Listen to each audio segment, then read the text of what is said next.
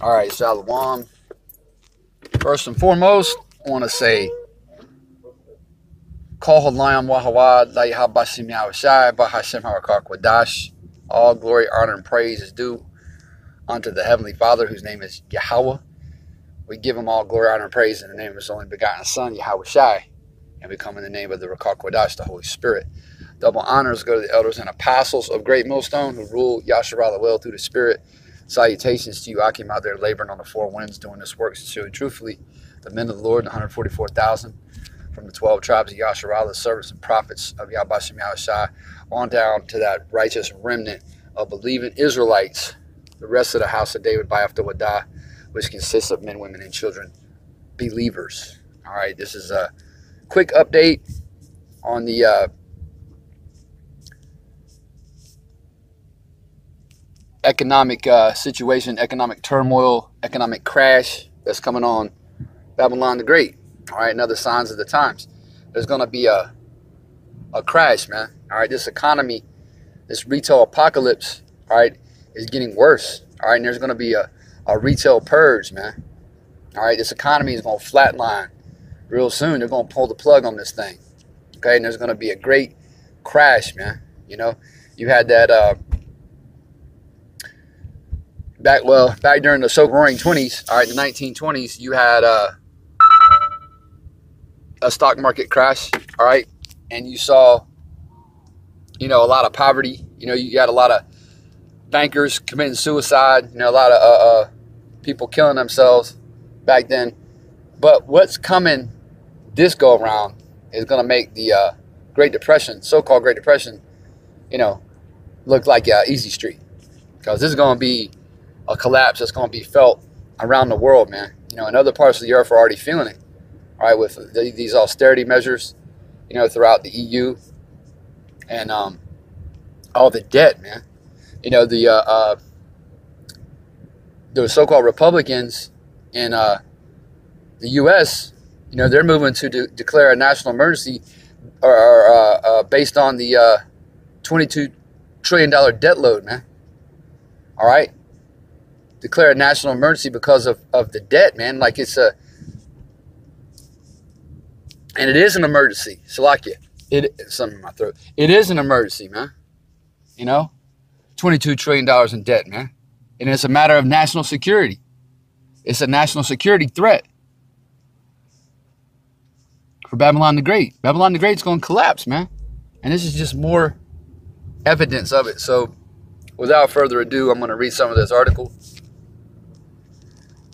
And get a quick scripture. I don't want to write this out. You're edified. This is off businessinsider.com from yesterday, February 28, 2019.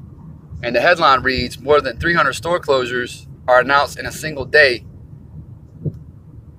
as the retail apocalypse rips through JCPenney, Gap, and Victoria's Secret. All right, these are all iconic, stores, man. JCPenney, Gap, and Victoria's Secret. These are like American icons. All right. And they're going out of business, man. They're closing up shop. All right. The retail purge, man.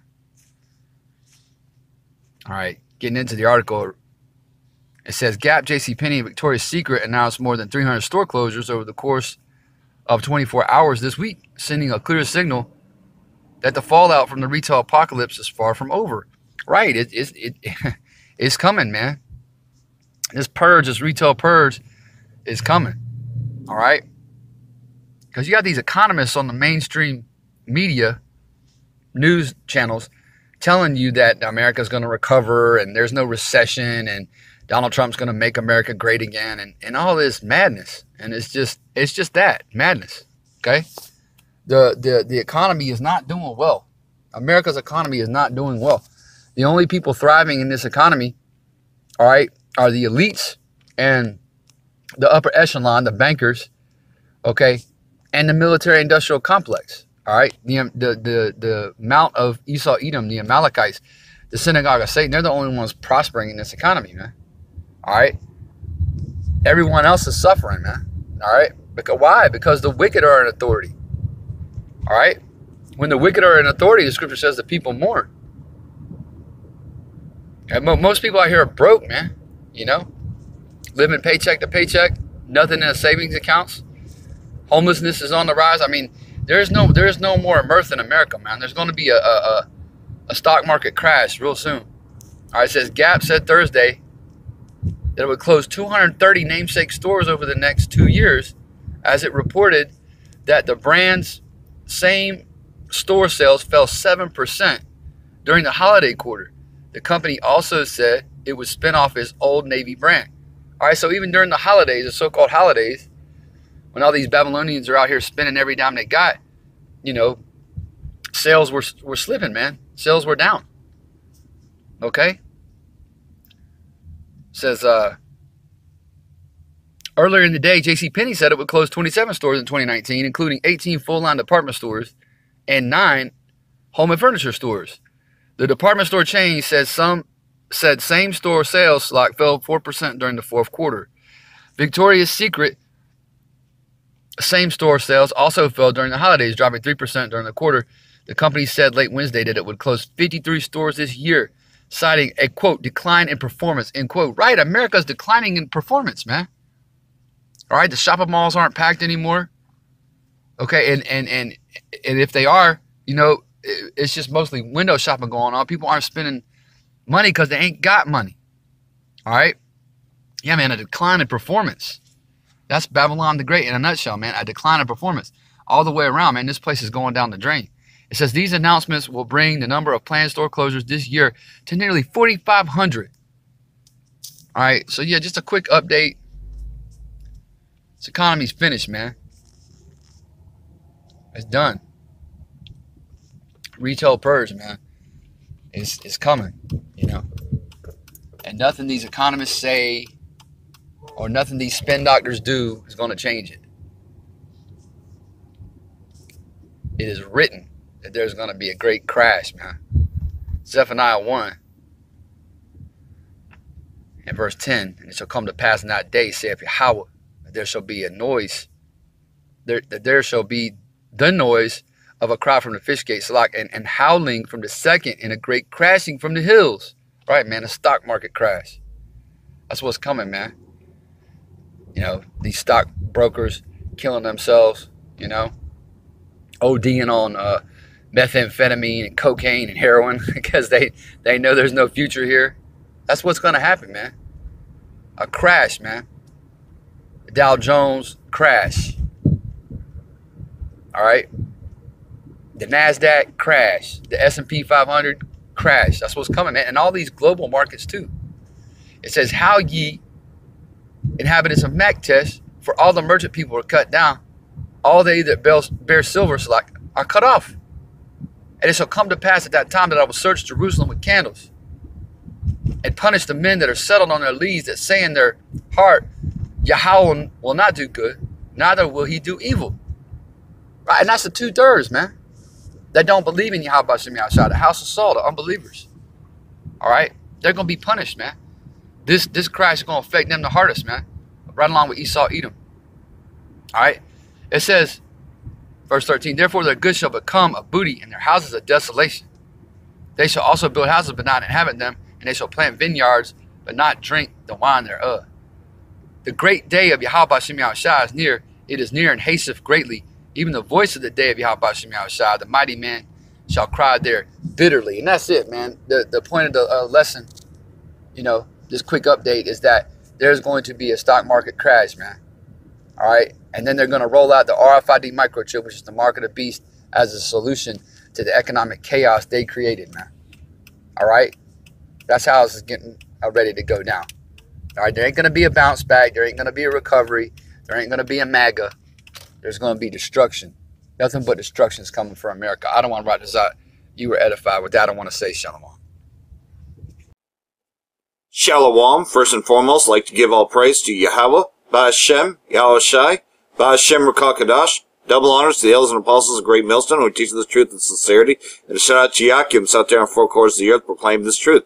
Barak the Yahweh, Barak the Yahushai, Ba'ashem Rakakadash, Brakatam.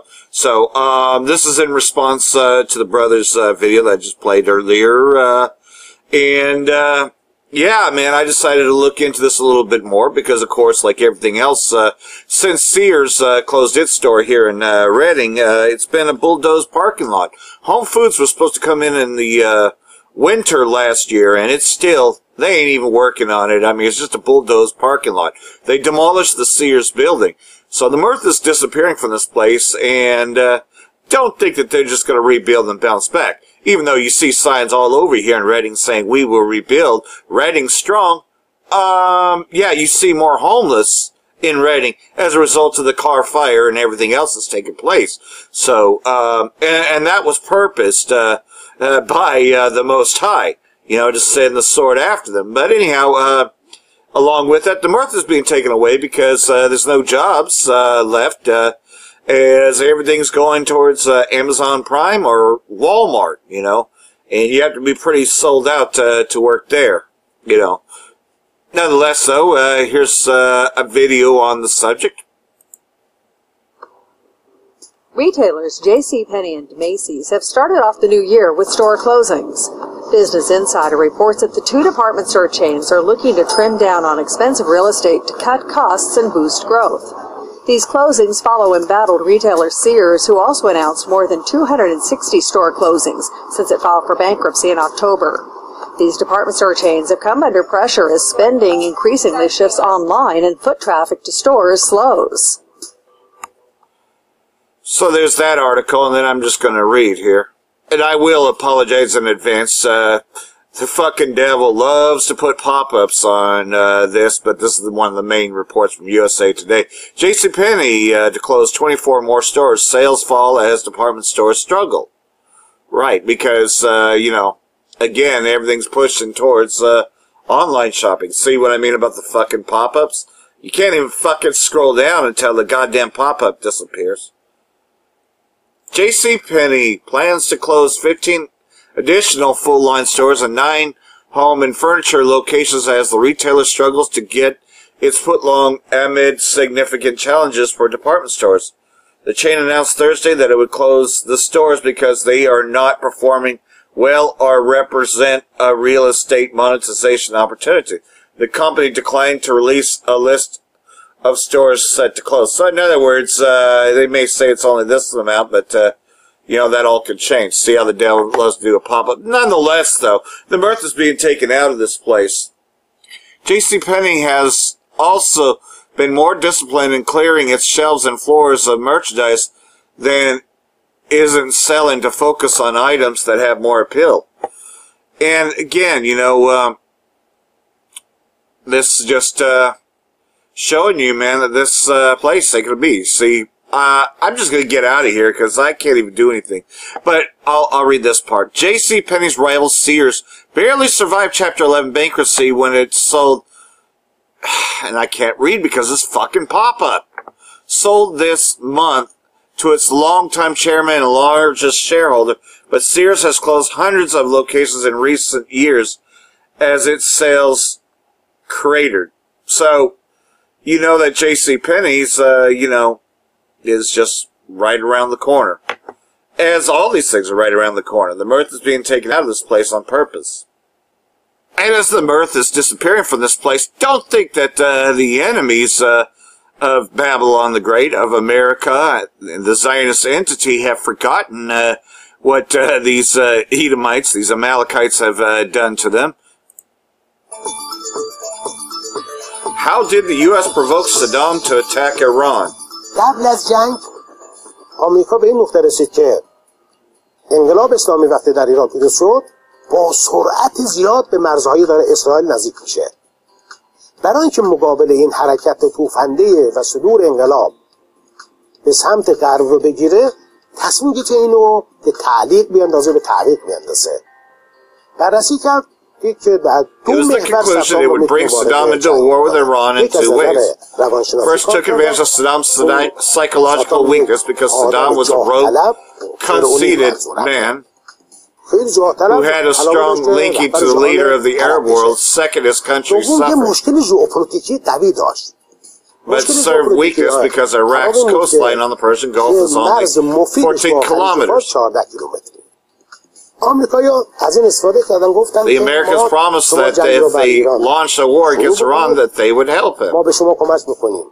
What did they do for him? جلسه گذاشتن. They arranged a meeting at Jordanian with figures like Paul Wolfowitz, شاه حسین اردنیان بود. Hussein, the former king of Jordan, and Saddam. The exchange of information of the Americans gave promises to Saddam behind the scenes. They said they would introduce him as the leader of the Arab world, and second, they would resolve Iraq's geopolitical weakness in two ways. They told him they would conquer Iraq's southwestern province of Qasim and add it to Iraq, create an Arab there, but you couldn't, we would allow you to conquer Kuwait. That's the big one right there that they set him up on, was Kuwait. But the powers that be told him it was okay. And make it Iraq's 19th province. So there you go. And of course, Esau, like he does best, he reneged on that deal. We all know about Operation Desert Storm because of a deal that Esau reneged on and pretty much had attacked him, even though they told him that Kuwait was part of the deal if he launched a war against Iran. And now a Forum of Nations is setting up a blockade against Babylon the Great and the invasion of Venezuela. I'll begin with rival resolutions by the U.S. and Russia on Venezuela have been rejected in the United Nations Security Council. U.S. drafted a resolution which was blocked after Russia and China vetoed it. France, Germany, and Britain were among 9 countries that backed the proposed measure. The resolution called for new presidential elections in Venezuela and unimpeded deliveries of humanitarian aid. The Russian drafted measure also failed to pass with only 4 votes in favor. Prior to the voting, Russia accused the U.S. of seeking to topple President Nicolas Maduro through sending humanitarian aid to the country. And that's exactly it, you know, it was a tactic. If the United States were genuinely keen to help the people of Venezuela, then they would operate through official channels, through any of the UN accredited agencies in that country. But that's not their goal. This is but a smokescreen. Their goal is regime change. This is probably the most glaring, the most egregious, the most clear instance of implementation of the notorious concept of humanitarian intervention. Entry of humanitarian aid into Venezuela has remained a tense standoff between Maduro and Venezuela's U.S.-backed opposition leader Juan Guaido. The Venezuelan president has refused to allow in the aid convoys. Maduro described you mean the nails? A smokescreen for U.S.-led invasion against the Latin American nation. And that's what this devil does, kind of like how he sent smallpox to the tribe of Gad to wipe them out. You know, you can't accept any gifts from this devil, you know, because what's going to happen is, you know, it's poison. Everything that so-called American policy has done has been on deception. That's the very foundation of Esau, Edom. And there are more countries backing Maduro. Some 50 UN member states have formed a group to show support for Venezuela's president, Nicolas Maduro, in his showdown with Washington. Russia and China joined Cuba, Iran, North Korea, and several other countries who have come together to back a newly formed support group. Venezuelan foreign minister said group will take action in the near future.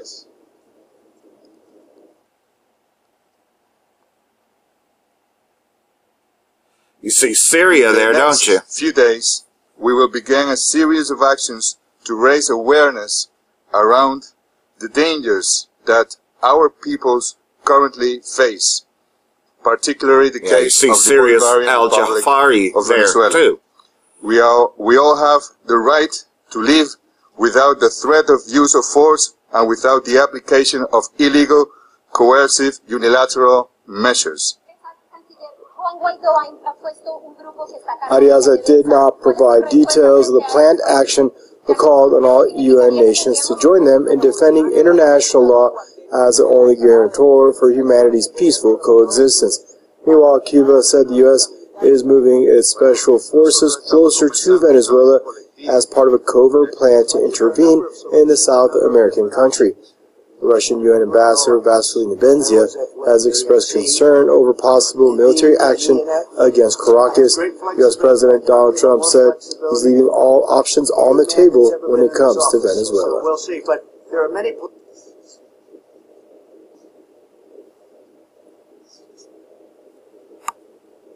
To raise awareness around the dangers. Joining us now out of San Juan, Lajos Shazdi, political commentator and Latin American expert, for more on the story. Hello, Lajos. Good to have you back in the program, Lajos. Now, it seems like we're seeing some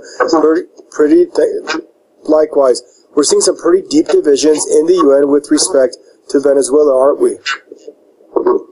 Yes, well, it's one has to take into consideration that I would think most of the countries that recognize Juan Guaidó as interim or acting president would be those allied to the United States, aligned with the United States. Why I'm saying this? Well, not only because I believe if one considers them all together, those from Europe, those from the Americas, that are very much allies of the U.S., more or less at least, but quite some of them close.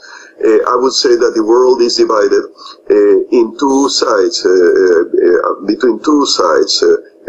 I believe there is a second Cold War between the Russian Federation and the United States. And in that regard, the Venezuelan crisis has been hijacked or belongs to that crisis now.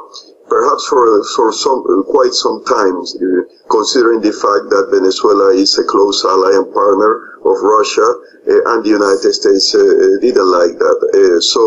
There are other countries, in addition to those that back Juan Guaidó, that back Nicolás Maduro as the president of Venezuela, and among those are, of course, there is Russia, but other countries like China, that is, it's true that it's a partner of Russia, but it's another power, it's another pole of power, if we consider that the world is a multipolar world order and not just a unipolar world order based in the United States. There is India, I would think.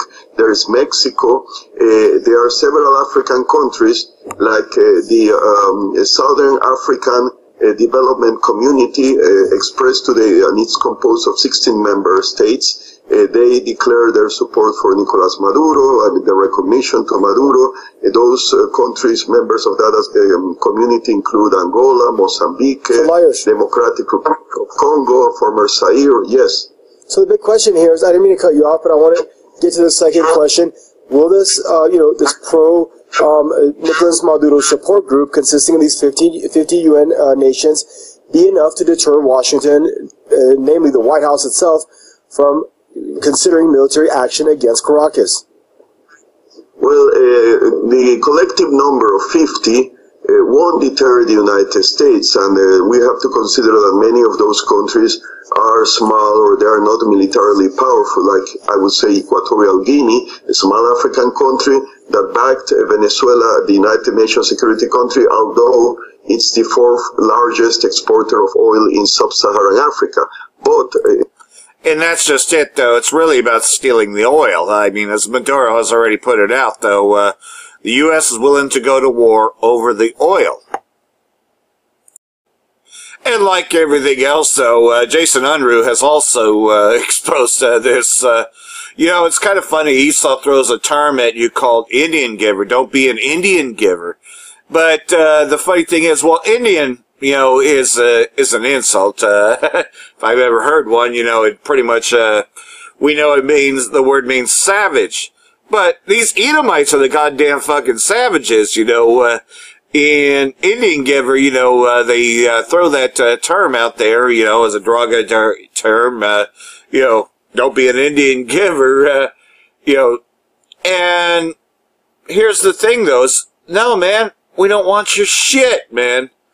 Venezuela doesn't want your shit, because we know it's smallpox. And that's pretty much what this is, just another example of smallpox.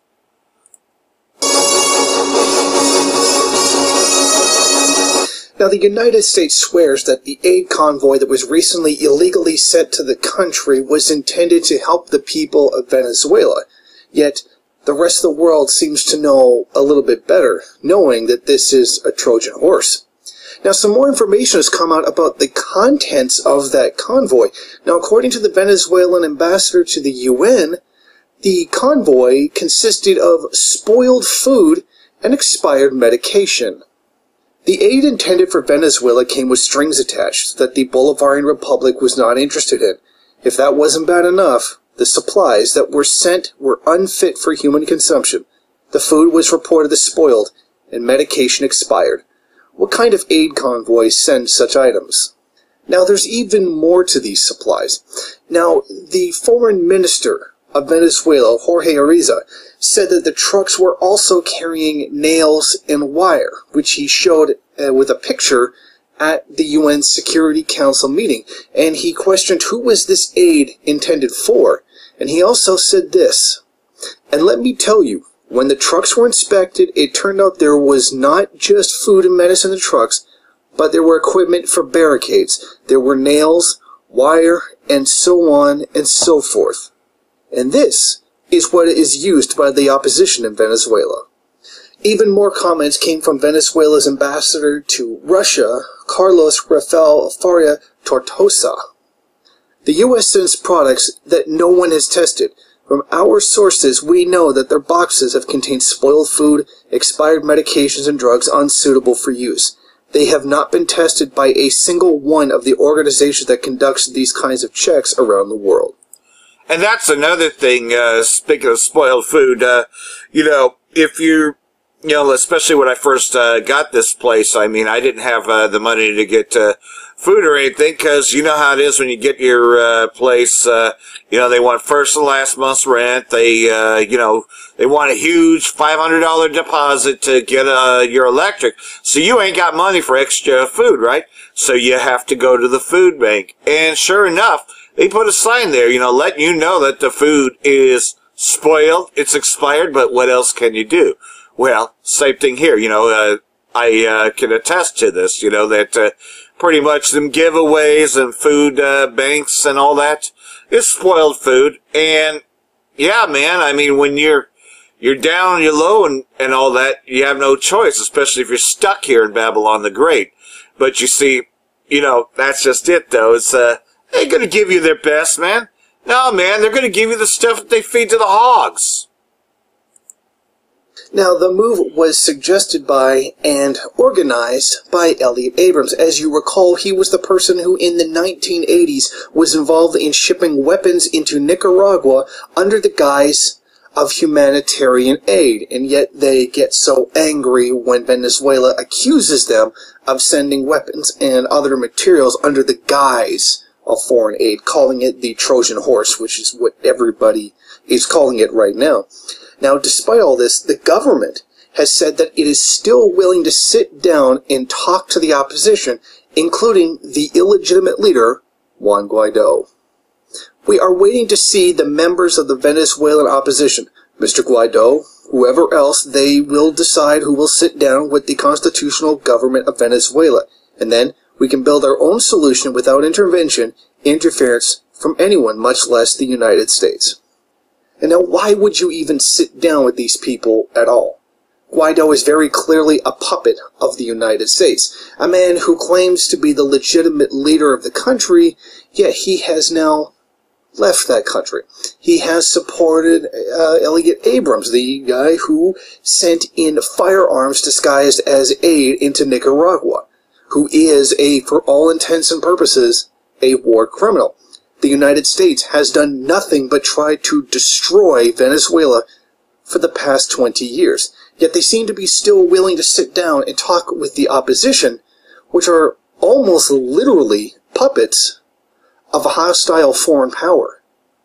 And this raises a lot of questions in my mind as to why they would even be doing this. Why would they even talk with the opposition in this situation?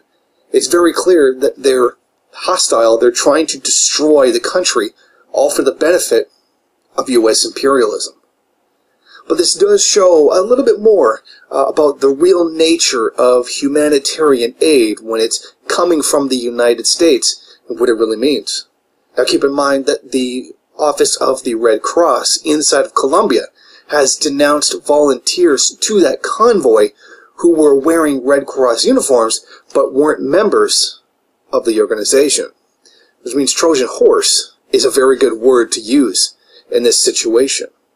So, once and for all, this aid convoy must be adamantly denounced as something that is absolutely fake, and these facts should be brought before the mainstream media as they just completely ignore them and pretend as though they don't exist. But then again, we do know that the mainstream media are nothing more than servants of U.S. imperialism. And that's just it, though, is that this thing's going to continue. And so I'm going to take a look at a couple other things here. So, speaking of what you would call Trojan horses, here's another one that will not be seen on alternative, well, won't be seen on the mainstream for sure, but you know, very few alternative medias are going to cover this, but United States has made a deal with ISIS. So, we know that ISIS works for America. Everybody's established that, and that ISIS is really nothing more than Amalek. But the deal is for 50 tons of Syria, Iraq gold, U.S. Al-Rubkin internment camp, and more U.S. aid to come. So, pretty much just proves what they've been saying all along, that that ISIS is a proxy army of the United States. I mean, al-Jafari has pointed out, Bashar al-Assad has pointed it out. Everybody knows that this Trojan horse is America. And anything that America says that it wants to do, because this is Babylon the Great, no doubt. So anyhow, this was going to be a little bit longer, this video here, and like everything else will come at the end of it. March 2nd, 2019, and thank you for joining me again. For those that tuned in earlier today for an earlier edition of the Daily Wrap-Up, playing some catch-up after being sick over the last week, I decided to do an earlier show entirely about Israel, Zionism, BDS, and that entire topic, because there's a lot going on there. With Netanyahu being recently indicted, with the United Nations report coming out showing clearly, proving that they intentionally shot children and journalists. I will include that link in the show notes for those that want to watch that. This will not be a regular occurrence for 2 daily wrap-ups in one day, but I felt it important to cover that and then follow up with all the other information that's going on today. And there's definitely some important stuff to get into outside of the Israeli topic. Now, you know, from U.S. protecting the Philippines from China, which I think is a very important story, even though the Philippines don't want their protection. U.S. dealing with ISIS again, including for the gold that ISIS stole from Iraq and Syria. Now, as well as a refugee camp that has become an internment camp within the U.S.-held area of Al-Tanf in Syria. But first, before we get to all of that, let's have a couple follow-ups here and some new developments in regard to Venezuela, as well as the India-Pakistan conflict, which we're going to begin with. So for the first follow-up in regard to Pakistan and India coming from Zero Hedge, video shows moment. India-Pakistan jets clashed in aerial battle. India denounces F-16 use. Now, the main part of this is not so much about this clash in the video. I personally feel the video they're showing right there it just looks like a couple of dots in the sky. It doesn't really show me much, but it's more about the use of the F-16s and whether or not this violates a U.S. agreement. I found this to be very interesting. Now, journalists in India say the video confirms the Indian Air Force also shot down a Pakistani F-16 jet, something that has been contested so far. Now, the real question of whether Pakistan deployed F-16s in Wednesday's aerial skirmish has remained a deeply contentious one, as sporadic artillery and gunfire hasn't continued to erupt along the border yesterday into today. Now, Pakistan has rejected the accusations of India's armed services chiefs that it used American-supplied F-16s along the line of control area, the LOC, which would put India in direct violation of the terms of the sale agreement with the United States.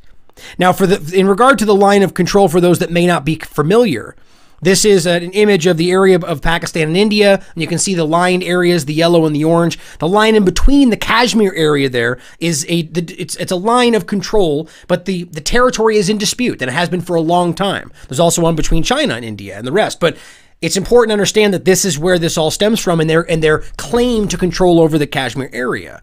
Now, for those that want to know more about this topic, I've included a link in the show notes from Jake Morphonios, who did an amazing job, as usual, of breaking down the history and where it all comes from. So I recommend checking that out for those that want to know more about this, because this is where all the hostility really stems from.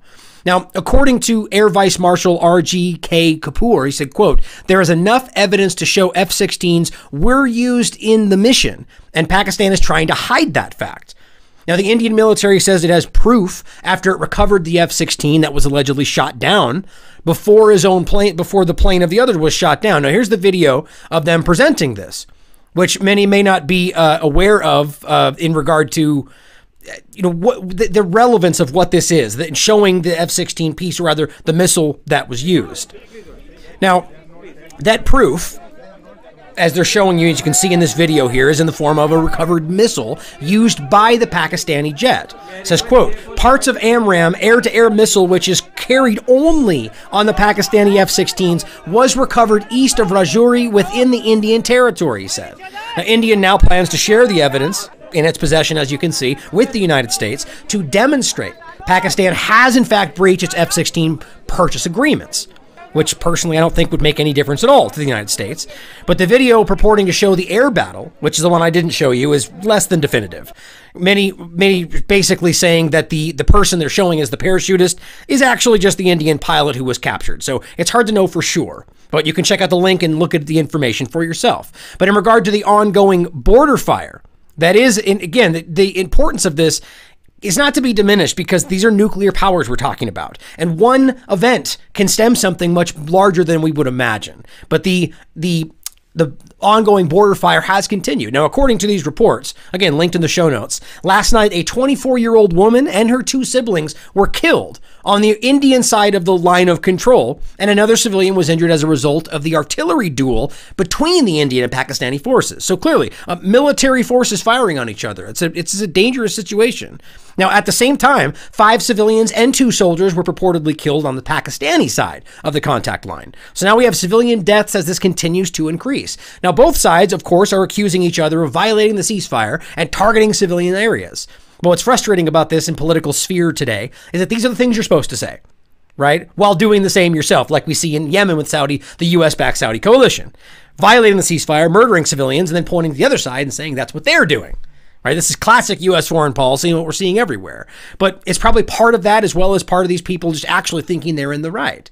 And we have to ask ourselves where this came from. Is there somebody else involved in creating this conflict, on pushing this forward, maybe to increase arms sales that we're constantly talking about, the U.S. being the leading arms sales in the world, or arms dealer in the world that many may not be aware of?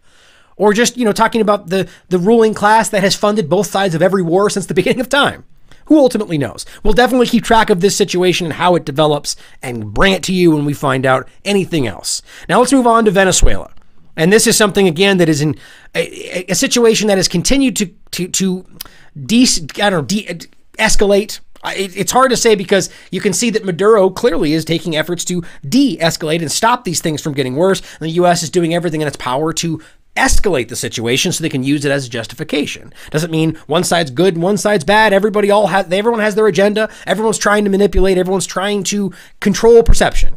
But at the end of the day, the U.S. has no right to do what it's doing in this country. It's the same thing they would say about anybody else trying to do something in an ally of the United States. But I want to give you a couple of follow-ups on this story about what's been happening since the last time we discussed this topic. And now, guess what? We have more sanctions coming out against Venezuela. So the U.S. is sanctioning Venezuela again. But guess what? It's based on the political humanitarian aid stunt they created, and that failed. So they create a problem. They create violence that's verifiably so, that was created by the Guaido side, and then use that violence they created as the justification for more sanctions. It's ridiculous. It is patently stupid, but they do it anyway because that was the entire agenda.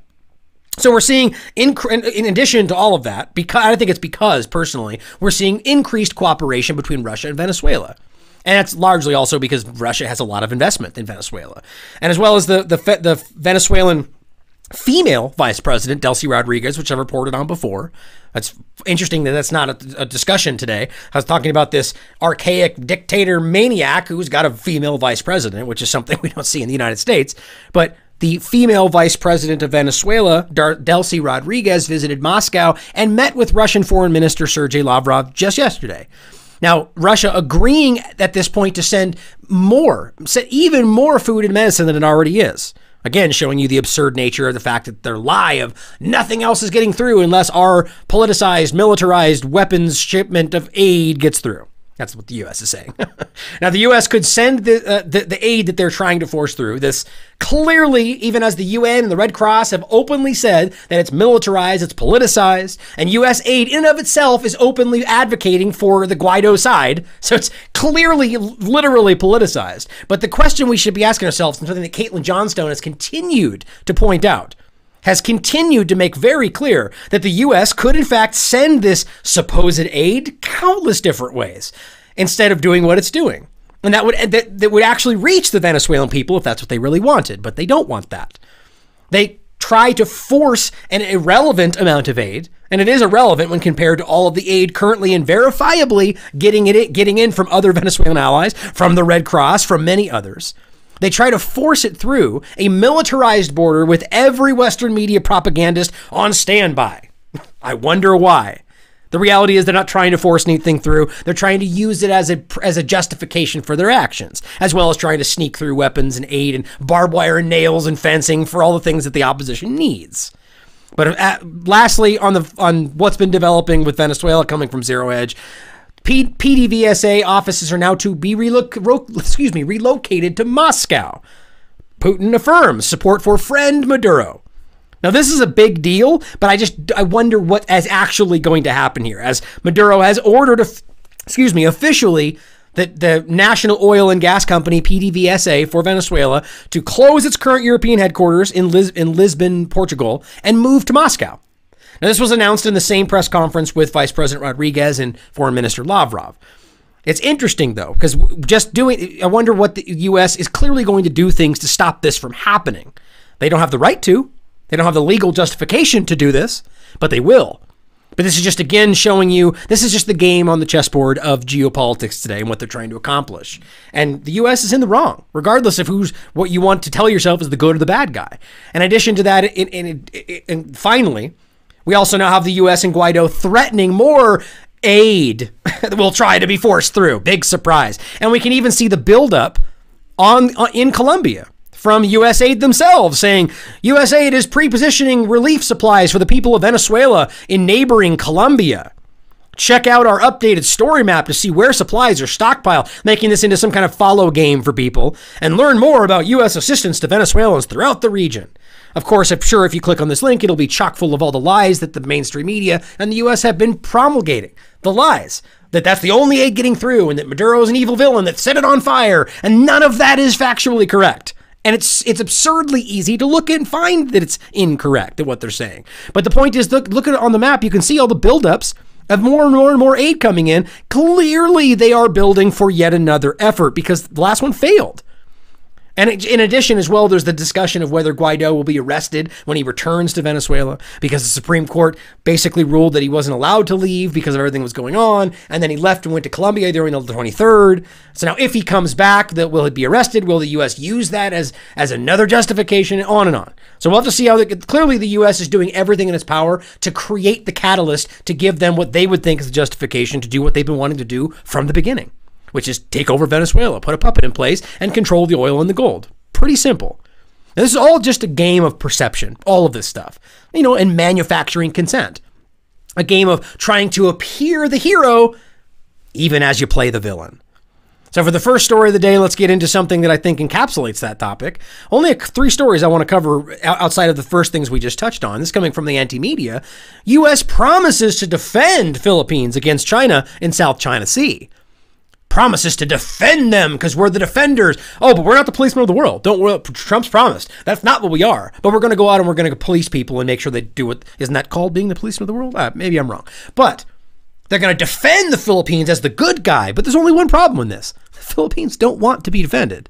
But that doesn't matter because U.S. the good guy and we do what we want, including forcefully defending people. It's just a very interesting story. Now, in comments on Friday, Secretary of State Mike Pompeo confirmed that the U.S. still considers the 1951 Philippine-U.S. Mutual Defense Treaty to be fully intact and would adhere to it in the event Philippines forces come under fire from South China Sea. Now, interesting thing of how the U.S. kind of wishy-washy, picks and choose which treaties and agreements they want to live by and which ones they want. It's just no longer valid because some excuse that we throw out. But this one is valid in their mind. I'm sure they dug it up and found it because clearly their efforts towards China have been increasing. It's the same reason they left the INF with Russia, in order to stand further against China. That was the point. Because by all accounts, Russia wasn't violating that treaty, and the U.S. even was. But they just used that as the excuse to pull out of something that they had an ulterior motive for. And this is the same thing. They're now using a previous treaty in order to force their defense of the Philippines. Now, U.S. officials have repeatedly made clear that they intend to support the Philippines, to support them militarily in the South China Sea. Pompeo singled out China as a threat to the Philippines' sovereignty, because we know how much the U.S. cares about sovereignty, and then cited their island building as a problem, which is clearly, that's personally, in my opinion, the island building is not a part of this discussion, and you'll see why. Because you can have your opinion on whether that's good or bad or otherwise, but it's ridiculous and hypocritical of the U.S. to call them out for doing something like that, as the U.S. is building military bases in every single spot around the world. But this whole story comes after Philippine Secretary of National Defense, Delfin Lorenzana, has been pressing the U.S. for a review of the treaty and a clarification of what the U.S. would actually do if and when the Philippines suddenly came under attack. Now, here's the most interesting part. It's not actually clear what Philippines President Rodrigo Duterte actually wants. As Duterte has said, he doesn't care about China's island building. He doesn't have any problem with China's behavior in the region whatsoever. He's also expressed concern that the U.S. interest in confronting China in the South China Sea might suck the Philippines into an American war. You wonder, you think maybe that's what's happening here. The staggering part is that they're using the Philippines as their excuse to get involved here. As if in defending, they say, we're defending the Philippines, while Duterte says, we don't want your help. We don't care what China's doing there. We're really okay with it. And the U.S. just says, well, we don't care. We're going to forcefully defend you because we're the good guy. It's all, like I said in the beginning, about presenting yourself as the hero, even while you play the villain. It's staggering to see that the brazen disregard for other countries' sovereignty, for just the international norms. But no, the U.S. will go in and play the good guy because no one else will if we don't. That's the narrative they want you to think, that, oh, they grudgingly have to support and protect another person as they just do everything. I mean, it's frustrating to see that they force this, but hopefully people are waking up to the reality, especially while the president of the Philippines says, we don't care what China's doing, and we don't mind what they're doing in the region. We don't have any problems with this. And the U.S. will force it anyway. Now on to another story that...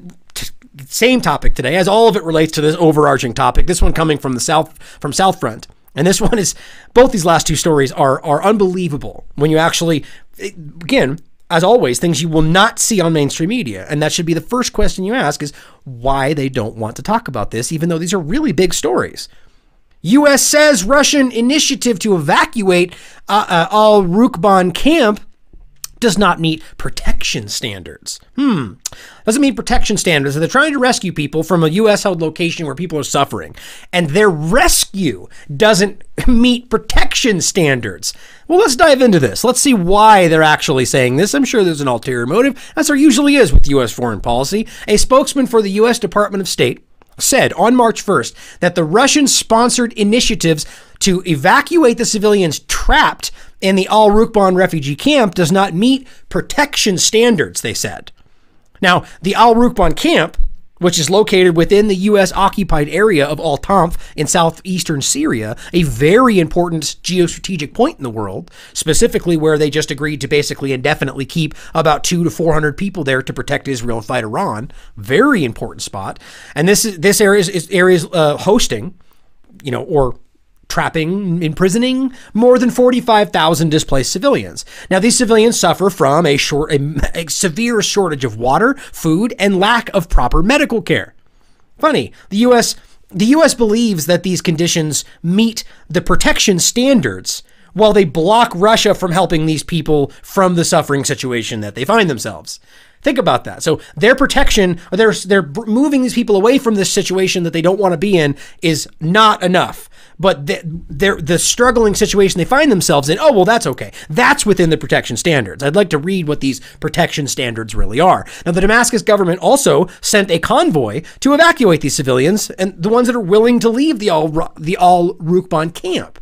However, the U.S. didn't cooperate with this effort either, despite a survey recently, more than one, showing that the vast majority of the camp's residents actually want to leave. They're very eager to get outside of this area in which they're suffering.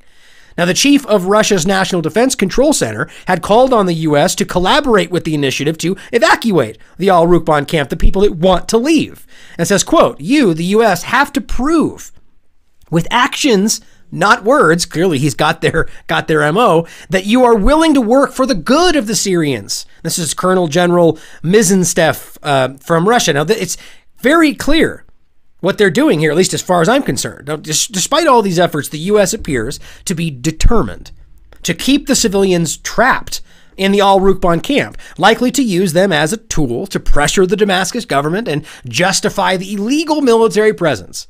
Because if they're there protecting these civilians that they're got trapped inside this prison, protecting, then they have to stay for moral reasons. This is always the ploy they try to use. Even though we know that it's about protecting Israel and fighting Iran, they don't even have their own flimsy legal justification anymore.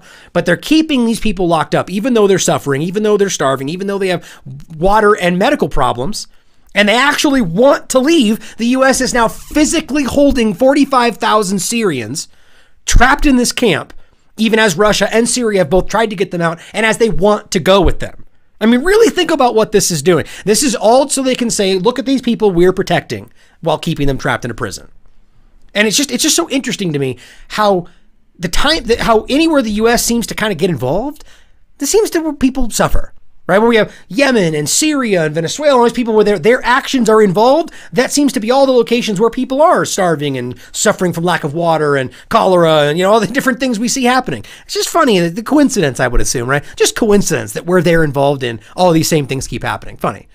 Now, for the last story of the day, something that, again, is something I've actually been following for a while, and I haven't been reporting on, but I wanted to get this out today because it's something that's it's from middle last month, but it shows you. It's a comparison to Venezuela as well, but it shows you the contradiction in what they're really trying to accomplish. This guise of fighting terrorism all around the world, which is supposed to justify everything we're doing today. That's where it all stems from. And yet we still have them working with these groups and then, benefiting, taking the spoils, as Trump would say, right? The spoils go to the victor. Well, think about that in regard to this story. U.S. Army takes 50 tons of gold from Syria in alleged deal with ISIS. Now, this has been reported all over. This has been reported by Sputnik, by Zero Hedge, and this is a big story. That they're taking gold in a deal with ISIS to allow these ISIS members to go away.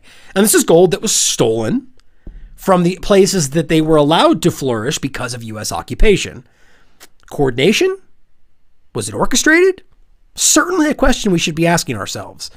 Now, Sanaa news outlet, as well as the Kurdish Bas news agency, have cited multiple local sources as saying that U.S. forces have used helicopters to transfer large boxes full of the spoils of ISIS terrorists from multiple areas in Hasaka's province, southern countryside. Now, according to the sources, U.S. military helicopters arrived in Hajun in the Deir ez-Zor area in Hasaka, transferring ISIS militants themselves who had surrendered to the American troops and later directed them to the caches of stolen gold, allegedly closing a deal under which Washington, quote, spared hundreds of the terror organization's field leaders and experts.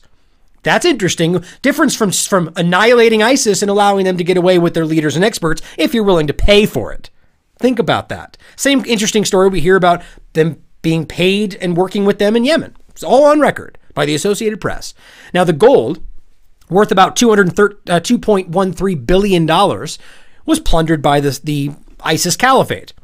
And its reign of terror spread across Syria and Iraq between 2015 and 2017. And more than that for the most part. But the reality is that this was the catalyst for why they're there is because of U.S. occupation. And you can also make a very clear case for funding, arming, protecting, and any countless ways that the U.S. has been integrally involved with Al-Qaeda, ISIS, Al-Nusra, Taliban, all these groups we're talking about today. Verifiably so. So then you have to ask yourself how this developed and why, and maybe there's some coordination here. Now, Turkish newspaper Daily Sabah reports that local sources, so this is now 3 different news agencies reporting this, claim that U.S. Army helicopters have already transferred the gold from the U.S. forces base in Kobani, the Kurdish-controlled city that lies close to Syria's northern border with Syria. Now, a portion of the gold was also distributed to the Kurdish People's Protection Unit, the YPG, which dominates the U.S. allied Syrian Democratic Forces, which is about 60% Kurdish. But the reality here is that they just gave them to some of their extremist proxy forces on the ground who are also illegally occupying these areas. Now we're talking about gold that was taken from the sovereign leadership of Syria, stolen from Syria, then in a deal with the United States, taken from ISIS. So they let ISIS go, and then they use the gold they stole from Syria to hand out to their other extremists on the ground. I mean, it's the same exact thing we're seeing in Venezuela, taking their money, using their money to fund the operations in which they're using to overthrow the country. This is basic U.S. foreign policy. Now, the gold was reportedly looted by ISIS from Mosul in Iraq and other parts of Syria. So another country the U.S. illegally occupied, destroyed, and then is now taking the spoils from possibly their lackeys on the ground. Now, the Syrian state media outlet claimed that ISIS leaders were on hand to guide the U.S. helicopters to the places where the gold was stashed. Quote, closing a deal by which Washington spared hundreds of the terror organization's field leaders and experts, as we just said. Now, the U.S. has previously been accused by multiple countries of organizing transportation for ISIS fighters, as we reported on more times than I can count, with Sanaa suggesting that the U.S. military has used helicopters to evacuate ISIS commanders with their families or transport the terrorists to training camps. Again, this is factual, verified information that the media just does not report on. They've been caught doing this more than once. Now, during the destruction of ISIS-controlled Raqqa in Syria by the U.S.-led coalition, the devastating, absolute decimation of this city, a secret deal was struck with the group that granted members safe passage as it evacuated the area. The deal, actually uncovered by the BBC itself, ensured the survival and freedom of many top ISIS leaders and a number of foreign fighters. So who's really fighting this group? If even the BBC can report on the fact that they evacuated key members to allow them to flourish somewhere else. It's time we begin waking up to the obvious misinformation flying around today. Now, just 2 months ago, Tasnim news agency cited Iranian parliament speaker Ali Larijani as alleging that the U.S. was transporting ISIS militants to Afghanistan from Syria. And just because he's associated with Iran, many people just disregard it. But it's actually very clear to see that it did happen. It says, quote, over the past year, the U.S. has moved a large number of ISIS terrorists to Afghanistan, which could once again create the same troubles in some parts of Asia that it created in Iraq and Syria. The clear reality that they're using these terrorist locations or these terrorist factions to place in the areas they wish to go and invade. Basic stuff. And again, the reality to the gold, what we're seeing in Venezuela. Clearly, there is an effort here, or rather a design to control these resources, be it gold, cobalt, oil, any number of things that are happening around the world. Cobalt being in Congo, which we've talked about before. Haiti, or any of these groups, they have resources that they're after, whether that's the main motivation or not. But the gold being basically the willingness to deal with the very group you claim you're out there to fight. Taking the gold that they stole from a country that they were there occupying while you were illegally occupying shows you the true nature of these groups. Again, everything is right in front of you if you just have the eyes to see it. The reality is that the real motivation of those in power has very little, if at all, to do with helping oppressed peoples or fighting to spread freedom and democracy. As I would say is obnoxiously clear just based on the last 2 decades of liberated countries that fell to extremist control after being force-fed some good old-fashioned U.S. democracy. Yet, sadly, so many still believe them when they say the same old line, but this time it's different. I believe we are making a difference with this show. I truly believe we are changing minds and revealing the true nature of our system, and that's why there's such a frenzied effort to suppress the independent media in favor of a unipolar world in which there is only one narrative, and that narrative has nothing to do with the truth. It's all about sending in weapons and naming it aid. It's about having an internment camp where you're imprisoning average civilians and starving and hurting them and naming it a safe haven. It's about forcing others under your yoke and naming it protection. It's about having the power and control to make sure these lies are taken without question, controlling the narrative. It's about creating a world in which no one, anywhere, has the ability to point to these obvious lies and contrast them with the startling truth. in order to awaken a drifting populace to the prison that has been built around their mind. They seek this world. They salivate at this control. And this is why what the independent media does is so very important, and why we all must fight for it. So thank you for tuning in today. I appreciate you being here, and I hope you enjoyed the special 2 editions of today, the 2 daily wrap-up shows in one day, which won't be a regular occurrence. I hope you appreciated both of them. If you'd like to support this channel. So while the U.S. hypocritically constantly accuses Bashar al-Assad of using weapons of mass destruction, or quote-unquote using, gas against his own people, right? But the United States seems to always be the opposition, ISIS, that has these weapons, right? But they'll always say it's Bashar al-Assad and the government, right? Same Trojan host, same liar. And so here's what they found after Duma, because we all know that was a staged event for the United States to attack Syria. It was a long, tiresome probe, often hobbled by all the dangers faced by the investigators on the ground. But finally, we have a more than 100-page long report, carefully unweaving the facts, not to point the finger of blame, but to establish what happened. The verdict: chlorine. The banned chemical substance was used in Duma, amid Moscow's warnings of an impending toxic provocation by anti-government forces. Militant groups in eastern Ghouta are preparing a provocation with the use of chemical weapons to blame the Syrian government for a chemical attack. Western nations will use civilian casualties to accuse the Syrian leadership of using chemical weapons against its own people. Again, it wasn't the OPCW's job to assign blame, so they didn't. An important nuance, since both the government forces as well as their enemy had the capability to use chlorine. The government on one hand and Al-Nusra, which is an organization declared terrorist by the Security Council, are having the capability to produce weaponized chlorine. The report details the course of the probe. The investigators talked to many who witnessed the aftermath of the attack, and in particular, these events at the local hospital that were sold to the world as the gruesome truth about the incident. The area was being heavily bombarded at the time amid the ongoing clashes, so the medical facility was indeed packed. Yet, according to what the OPCW learned, the footage that circulated right after the attack was not consistent with that expected from a chemical attack, according to doctors there. Some doctors had never even heard of the events shown in the video. Yet another bit of proof that the initial video from the hospital could have been a hoax. After almost 6 months of investigation, just like Sandy I can prove hoax, without a doubt that the Duma hospital scene was staged.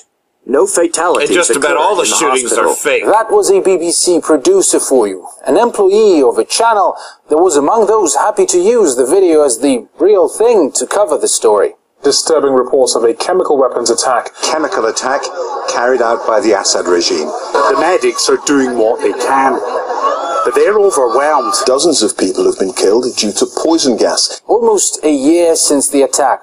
Still no definitive proof to tie the Syrian government to it. But who cares anyway?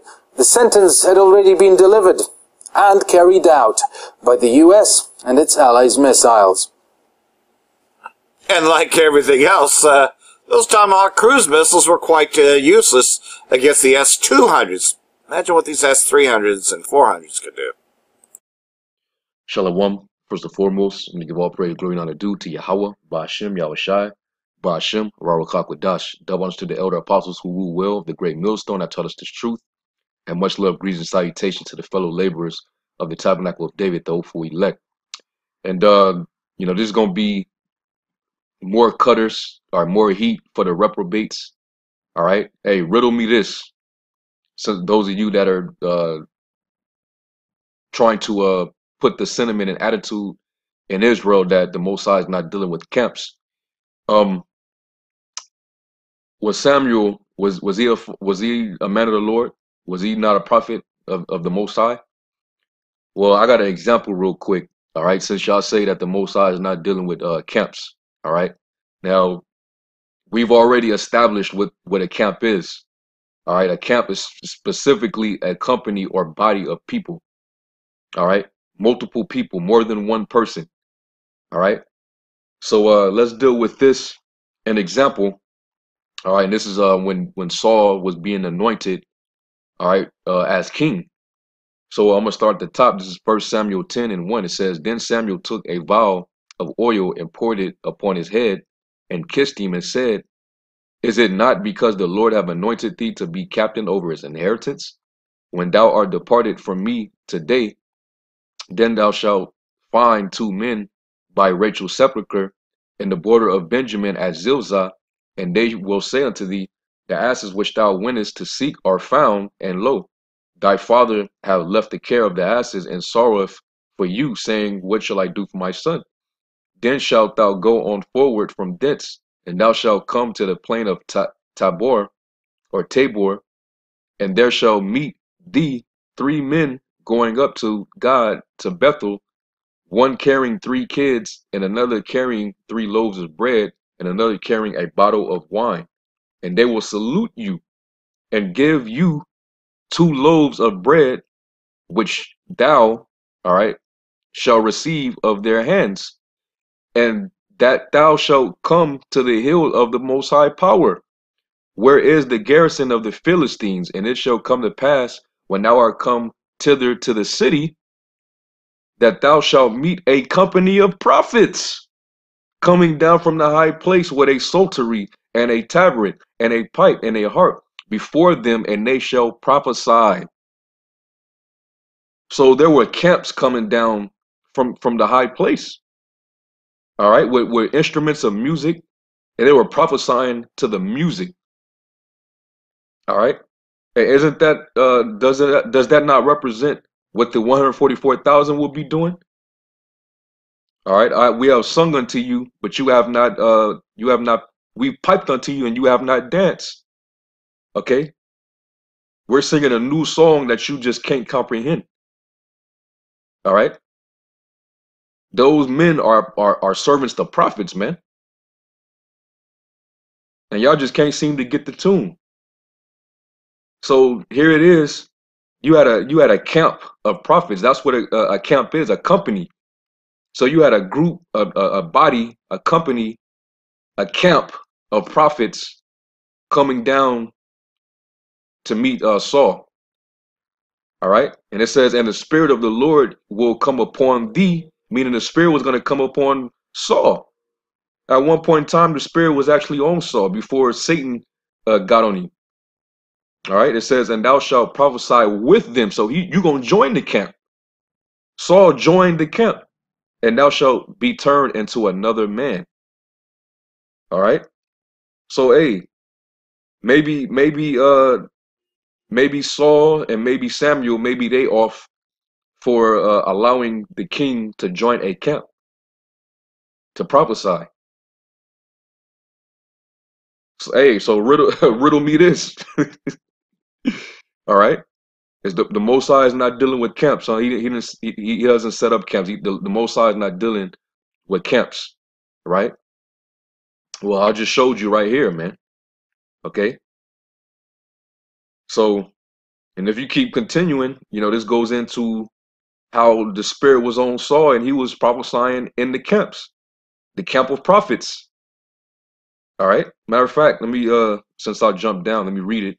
It says, and it was so, verse 9, and it was so that when he had turned his back to go from Samuel, the Most High gave him another heart, and all those signs came to pass that day. So he was actually prophesying, man. He wasn't being a false prophet or anything. When the Spirit comes upon you, you can't utter out a false prophecy, man. All right. It says, and when they came thither to the hill, behold, a company of prophets. All right, a camp of prophets met him, and the Spirit of the Most High came upon him, and he prophesied among them. And it came to pass, when all that knew him before time saw that, behold, he prophesied among the prophets. Then the people said one to another, what is this that is come unto the son of Kish? Is Saul also among the prophets? And one of the same place answered and said, but who is their father?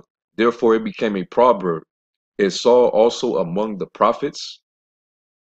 Okay. So they was like, wow, man, this dude is actually, he's a prophet too.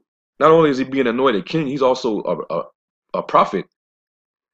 Okay. They marveled at that. All right, so let's go from there. Let's go to another example. All right, showing you that Prophet Samuel, he was over a camp. All right, this is 1 Samuel 19, and this is starting at verse 14. It says, and when Saul sent messengers to take David, she said, he is sick. And Saul sent the messengers again to see David, saying, bring him up to me in the bed that I may slay him. So he was trying to send some messengers to try to kill David, right? And this is when basically the spirit left Saul, and the spirit of Satan got into Saul. All right. It says, and when the messengers were come in, behold, there was an image in the bed with a pillow of goat's hair for his bolster. And Saul said unto Michal, why hast thou deceived me so, and sent away my enemy that he is escaped? And Michal answered Saul, he said unto me, let me go. Why should I kill thee? So David fled and escaped, and came to Samuel to Ramah, and told him all that Saul had done to him. And he and Samuel went and dwelt in Naioth. And it was told Saul, saying, behold, David is at Naioth in Ramah. And Saul sent messengers to take David. And when they saw the company of prophets, okay, when they saw the camp of prophets prophesying, and Samuel standing as appointed over them, the spirit of the Most High power was upon the messengers of Saul, and they also prophesied. So the Most High is showing you that the Heavenly Father is in control. All right, there's no free will, because they was intending to go and take David, but the Lord sent a spirit on them, and instead of doing what Saul commanded them, they just got in the spirit, or the spirit came upon them, and they just started prophesying, man. Okay, the Lord basically offset Saul's commands, man. All right, he threw a monkey wrench up in there to prevent them from trying to go and take King David. Okay, so here it is, another camp of prophets. All right, this was a camp. All right, and Samuel was what? He was over that camp. Okay, the Lord had it appointed for Samuel to watch over that camp. Okay.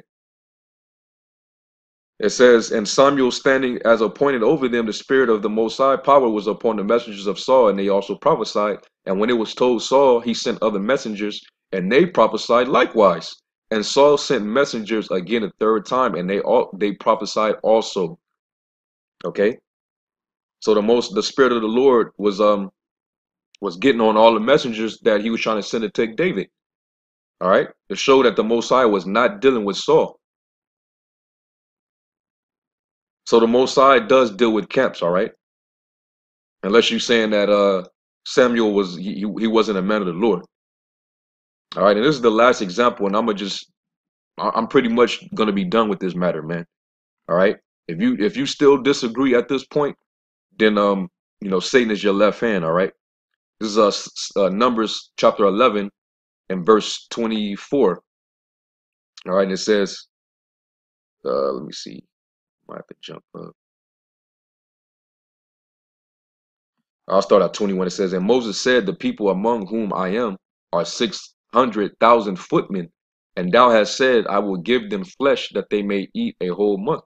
Shall the flocks and the herds be slain for them to suffice them? Or shall all the fish of the sea be gathered together for them to suffice them? And the Lord said unto Moses, is the Lord's hand waxed short? Are you going to try to limit my power? All right. Like some guys out there. All right, and I'm not going, that's a whole nother thing, man. You got dudes out there that are denying the power of Yahweh Shai, man, that calls themselves Israelites, and that actually come in the name of Yahweh Shai, man. All right, the Most High is going to deal with you false prophets out there too. All right, but anyway, it says, thou shalt see now whether my word shall come to pass unto thee or not.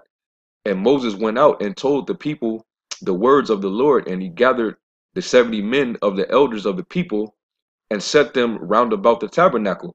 And the Lord came down in a cloud and spake unto him, and took of the spirit that was upon him, and gave it unto the 70 elders. And it came to pass that when the spirit rested upon them, so when the spirit got on these 70 men, they prophesied and did not cease. They didn't stop. And this is a big camp, 70 men, a camp of 70 men prophesying. All right. That's a mega camp right there. All right. That's like GMS Chicago. All right. They got their camp split up. If they was to all come together, man, that would look like the Chicago camp, man. 70 men. Same thing with the LA camp. All damn near about 70 brothers, man. Half them brothers I don't even know, because I ain't been in the LA camp for a while. I know plenty of brothers that came into the camp, you know. And the spirit is getting on brothers, man. You know. So those are big camps. You got big camps and you got small camps out there. Okay. My camp is, for example, is a small camp, man. You know. But hey, the spirit gets on us and we do our thing, man. Call Lord Yah Bashim Yahushai. Okay. But continuing on, it says, but there remained 2 of the men in the camp. The name of the one was Eldad, and the name of the other Muddad.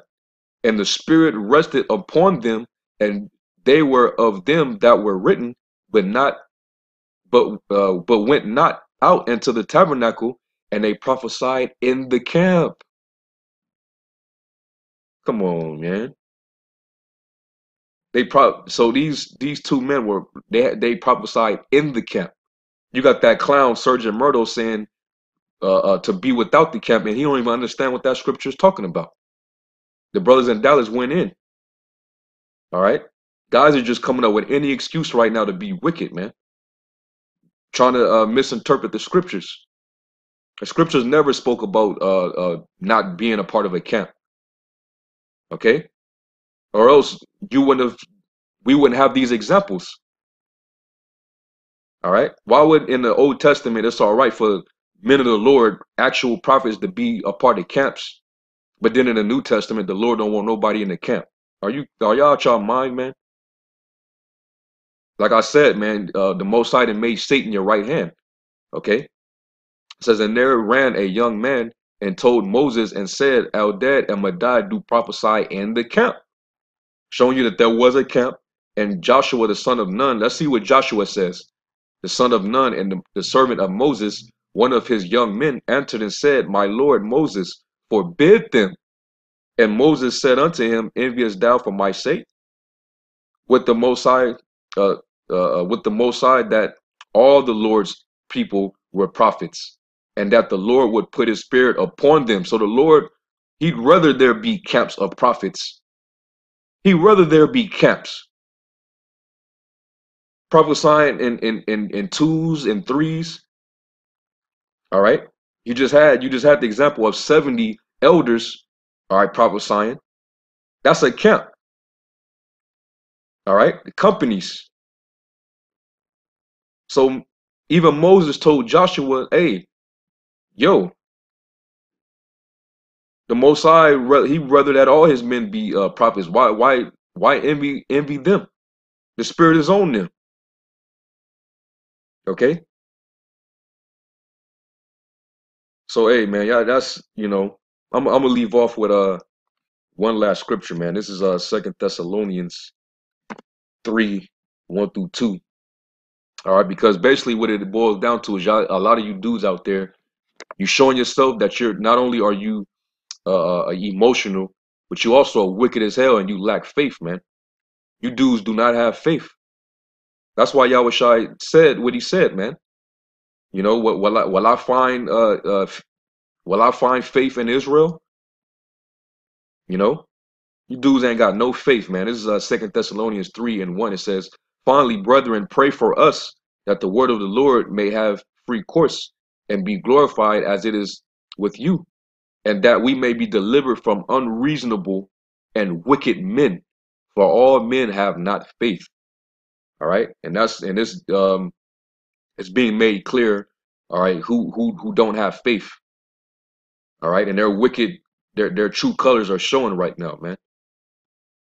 All right, so if you speaking against there being a camp, man, we're not saying that there's no wicked camps out there.